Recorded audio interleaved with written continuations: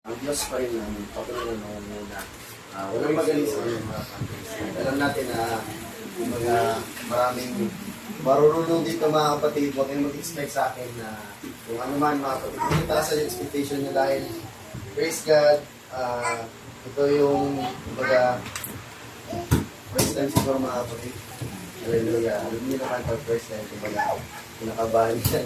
Walang first time na masaya mga kapatid. Ang kasarap po ang Diyos sa ba? Panginoon sa kanyang kapatihan. Praise God. Opportunity na patuloy na katalog sa aming buwan.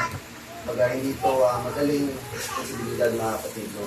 Ang praise. Pagbabagi ng salita ng Diyos isang malaking bagay o malaking responsibilidad na hindi ito basta-basta nasabi kung ano yung nasa puso mo. Kumbaga, ang Diyos ang patuloy ng muna, praise God.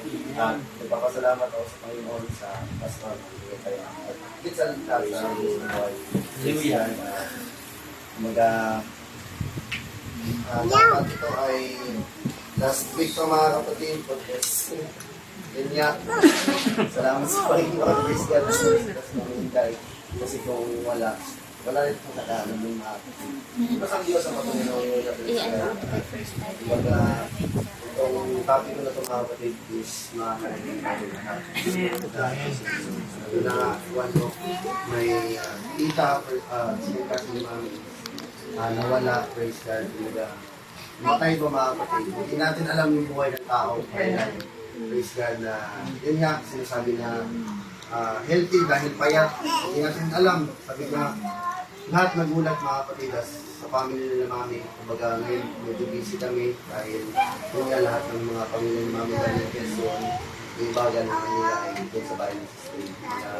Sabi ko nga, salamat sa Diyos na binigyan niya ako ng knowledge na nagalit. Praise God. Minsan pag tumayo tayo mga kapatid at buksan natin ang mga Bible, praise God, sa Hebrews, isang verse na tumatay, Hebrews 9, higit sa lahat, maibigay natin po yung papuri sa Panginoon, mga kapatid, pagiging po sa ating Panginoon. Praise God, napakabilis po ng buhay, napakabilis po ng oras at panahon. Amen na mayroon po tayo. Mga kapatid, yung mga bata-bata noon ngayon, malalaki na, mga ano na rin mga kapatid. So, hindi natin po mapipigilan yung oras. Hindi natin mapipigilan yung ikot nito. Praise God. Pero paalala po ngayong gabi, habang may pagkakataon tayo, gamitin natin yung buhay nito. Praise God. Amen. Sa sarili natin at din sa ating pong Panginoon, na maibalik natin, mapasaya natin ang ating Panginoon. Tayo po tayo lahat sa gabi ito mga kapatid.